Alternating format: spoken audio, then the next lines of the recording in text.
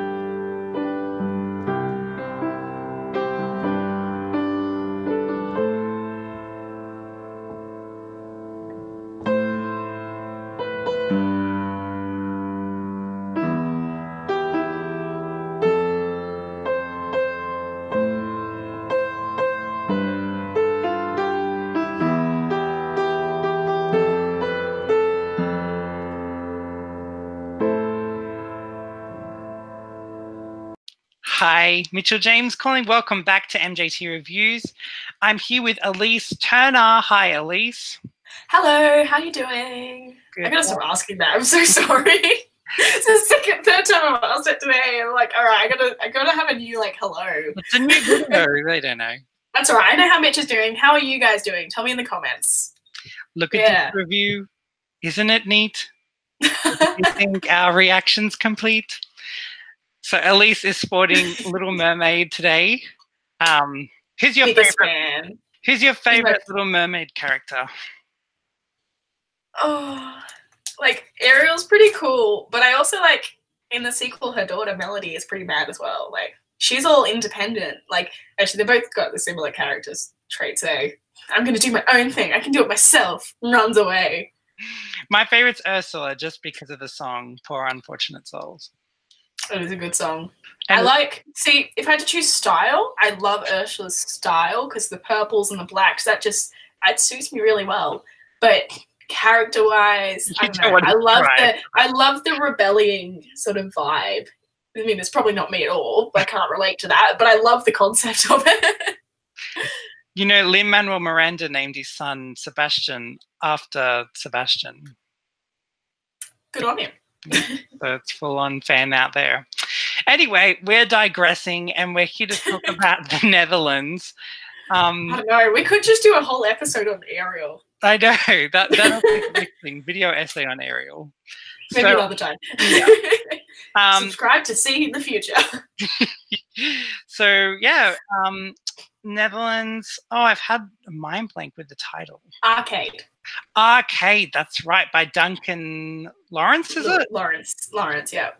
Arcade by Duncan Laurence. So I'm fascinated to see what Elysse's breakdown is of this song. Take it away. Yeah. Well, let's start with all the facts, all right? We've got a male singer. We have one language, which is English, and our vocal range is A2 to C5, so not too big.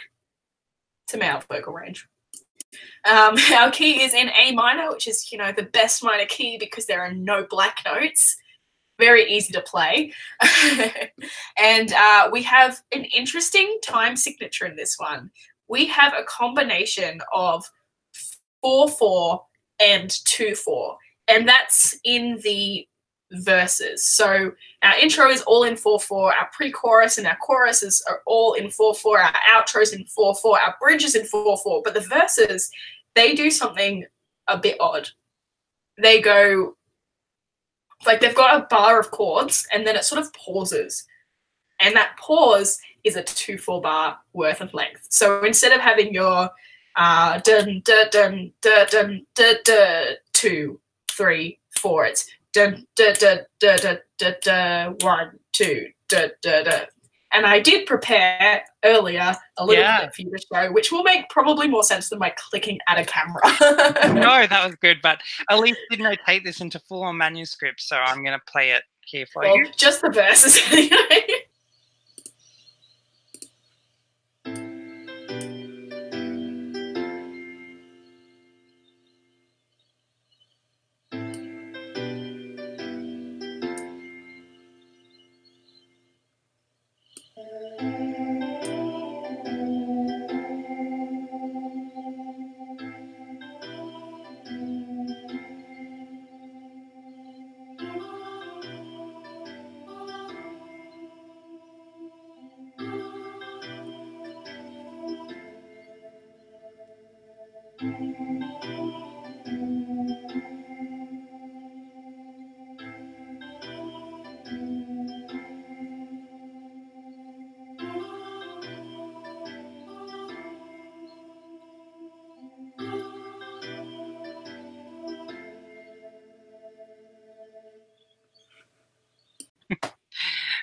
Yeah, so that's pretty cool. Yeah, so I thought that was a really interesting thing. It's the first song I'm pretty sure that we've looked at which has had that split time signature. And I think it works really well because of the suspense. It's there, but it's not too long. It's just enough to launch you into the next section. Because in the like introduction, it's very similar, but you have a longer break. And so when you get to the verses, you've got that propelling motion of, oh, it's going to be a bit longer. It's like, oh, wait, no, we're straight in. So that's pretty cool. Our beats per minute, though, we're on 72, so it's quite a slow song. We're at a watch me stuff up this pronunciation, adagio tempo, which is like, you know, it's very slow. I think the one below that is like legato, which is, don't quote me on this, but one of the slowest. We have 5 chord types being used in this song. So our first chord is A minor. Then we're using 3rd chord C major. We're using 5th chord E minor. We're using 6th chord F major. And then we're using 7th chord G major. So nice little mix. We do have majority major chords, but we have the G major. I feel like that was being used less frequently. No, it was the C major was being used less frequently. So we've got a 50-50 split for most of the song in terms of minor to major chords. And that's cool. You got this nice little turnaround. So that works really nicely. In terms of instruments, so what I think is interesting also about their instruments is that this is one of the few songs that when you search for track credits online, they actually credit the musicians who play in the song recording.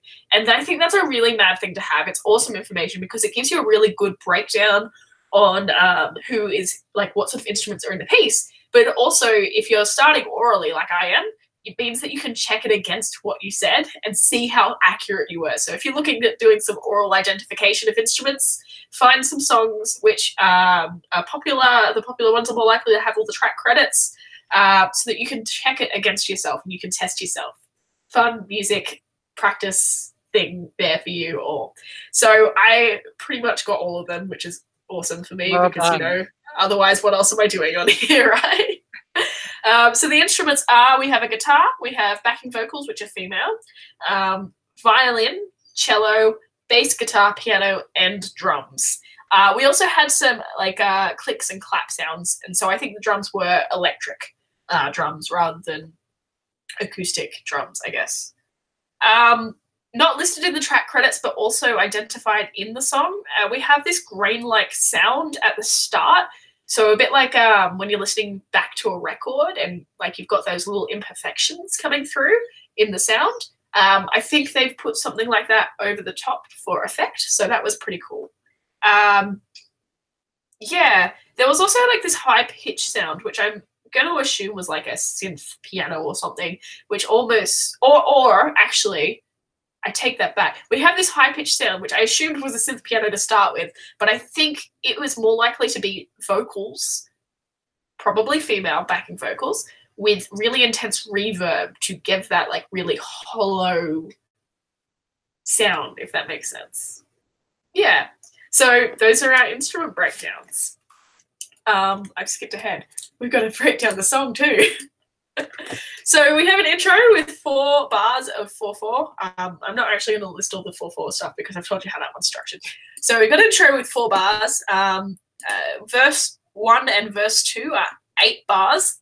Each verse is 8, but that's alternating between the 4/4 and 2/4. So yeah, it's slightly less beats, I guess, in total. We have pre-chorus of 4 bars, a chorus of 4 bars, which has an extra 1 bar at the end of 2/4. So just an extra 2 beats chucked in to be sly and sort of bring you back into verse 3, which is 8 bars alternating between 4/4, 2/4. Pre-chorus of 8 bars, bridge of 4 bars, chorus of 4 bars with the extra bar of 2/4 at the end, and an outro, which is pretty much the same as the intro, which is 4 bars of 4/4. So that's our song breakdown. So much simpler today, isn't it? So what do you actually think of the song musically from your taste? I liked it. I'm a little slower to warm to the slower songs. But it was such a, like, it was a stripped back song, but it was a deceptively complex piece. And I thought that was a really cool thing because I'd listen to it and I'd hear new things. I'd pick up different things. And like the time signature is just an example of it. You wouldn't notice that until you listen to it a couple of times, then you tried to say, sit down and play it or sit down and sing it and try to figure it out a little bit more.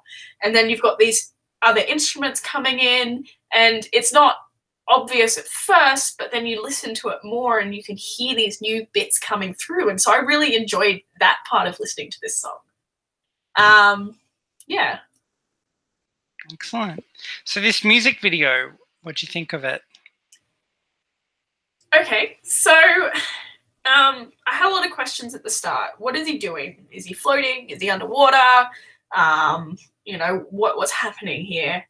And the answer is yes, he was sort of underwater for a bit. And I think that works. It's not super obvious what you're looking at for most of the video, especially at the start. And I think that's a bit like the song. There are so many hidden complexities in the video as well. And you kind of get that revealed as you watch more. I did think, you know, maybe this one's not the PG one. Dirty Dancing's fine, but this one needs a bit of a PG rating. You see his butt. So, you know when you like have inner references of dialogue in your head when you like see something and I'm like, yep, he touched the butt. So yeah, that's Disney fanatic coming out there.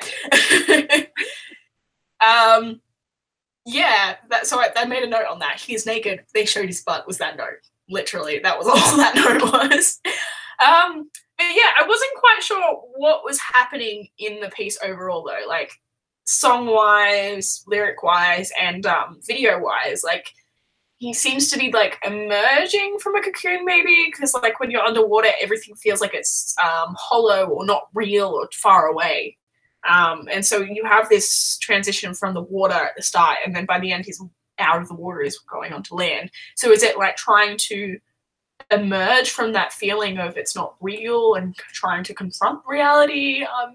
Wasn't quite sure.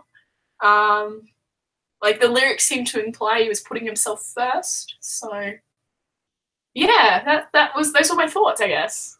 Do you think not answers, just thoughts? Do you think the butt and the nakedness had context to the song? I've seen people say that he did it just for the views. I mean, I think you could associate that with vulnerability. When you're not clothed, it tends to be something which is a vulnerable experience. It's someone that often you share that with someone who you trust, someone that you're intimate with, and that's showing that vulnerability sharing that vulnerability with them. So perhaps it's a comment on vulnerability rather than just, you know, the views, because it's not there for that long. I just wasn't expecting it, which is why I got a note. but yeah, so maybe it is a little bit for the views, but also it does link to the song, so you can justify it, if that makes sense. Okay. Do you think that transferring this onto the stage would be an easy thing to do, or like it'll be hard to kind of get that specialness on the stage? What do you think? See, I think a lot of the slow songs we've had so far have had some really cool gimmicks, for lack of a better word, in the video. So we've had the one with the light shining in. I've totally mind blanked on another example, but you have some like cool things going on in the video with the backdrop, which they could put on the stage as well, I guess. But I don't think his gimmicks really tell much of a story. I wouldn't be surprised if he's on stage standing and just singing and having some backdrop, but I also won't be too interested by that.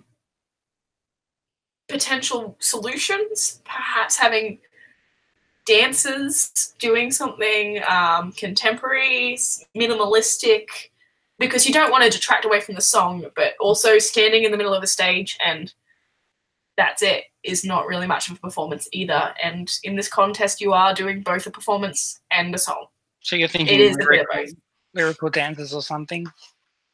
Or something subtle, something tasteful. Please don't let him come on stage naked. Well, we once had someone with a wolf naked, but it was a hologram. Yeah. So, it'll be interesting to see what happens. I am interested to see how they morph this into a performance, because at the moment it's not really that. It's a song with a really artistic video.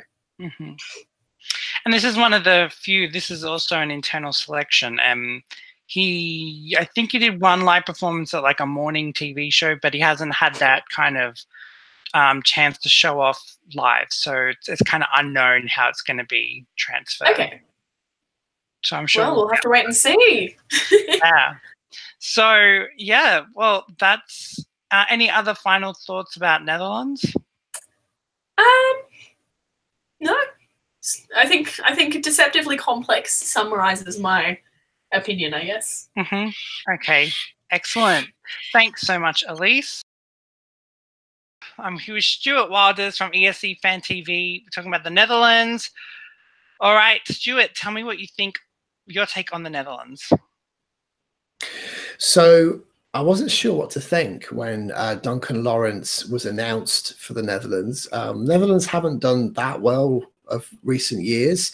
They came close to winning with Calm Before the Storm, but apart from that, they've sort of had a few top tens, but in recent years they haven't really troubled the top three. And I think this might be the year that they do. I think this might be the year that they really challenge for Eurovision victory. The song Arcade is a ballad, but it's a powerful ballad, and it builds, and it's so haunting that it would emotionally move anyone that listens to it. It's really, really beautiful. Has to be listened to really understand. Could go big with the right staging in Tel Aviv. Have you seen the performance live yet? I've seen him sing.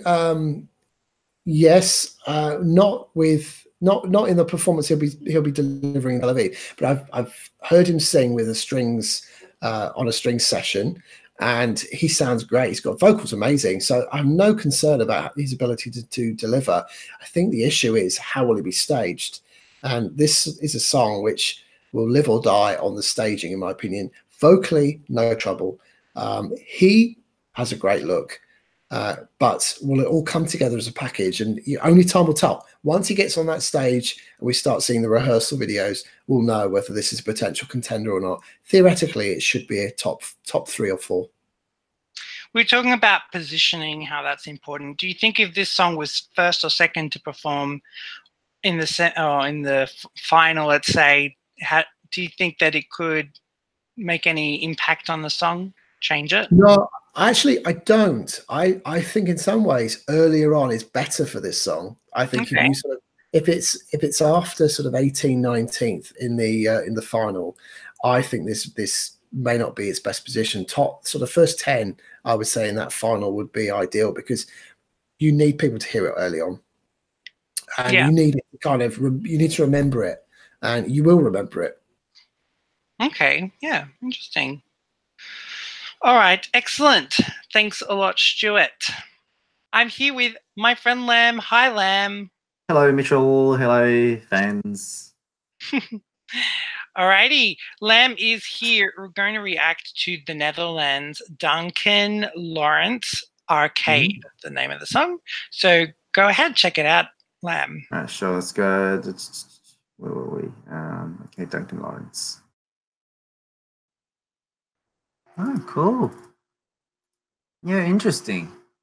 He has a an amazing voice.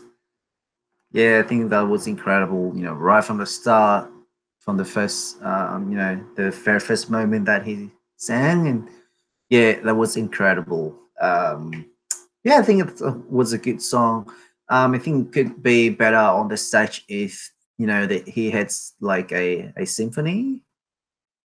Yeah, it could you know, exaggerate the effects way more than what we can see, you know, only him performing.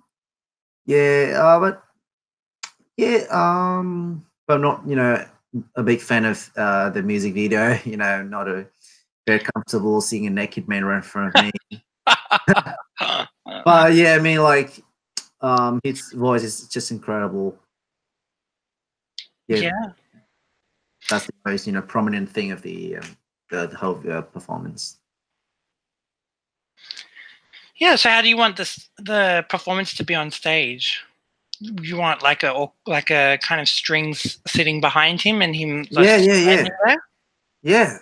That's exactly what I'm thinking. You know, I think he can start with just him, but then, you know, in the second half of the song, he had, say, you know, backup symphonies with him. Okay, could be better. Yeah, it's easy to listen to. You know, very smooth, very, you know, slight. Yeah, it's not too special, but it's good. You know, it fits well into your ears. Okay, great. Do you think if this song was first to perform, it would do well compared to later on in the night? You think it would still have that strength for people to go, oh yeah, Netherlands? I think it could be different, because, you know, I think 70% of the songs are quite upbeat and try to put, you know, EDM elements into the songs. Yeah. But this song is, you know, a whole different thing.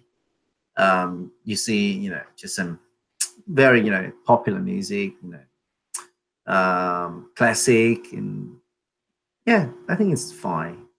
It's gonna do well because it's different. Could you? Sorry.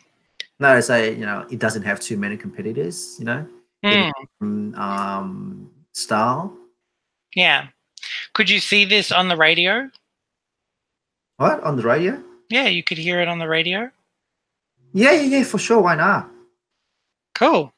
Yeah, you know, and, you know, at the end of the day, you know, when you're driving home from work and you don't have the mood to listen to, you know, upbeat, you know, EDM song, this could be a good choice. Oh, interesting. That's a good take from Lam. Thank you so much, Lam, for that. All right, no problem. All right. Thanks very much for all the jury panelists. And remember to subscribe to see more videos of Lam being Lam, amongst other things. So thanks very much. Until next time, bonsoir Europe, and goodbye. Bye. Who will make the cut? Who will win our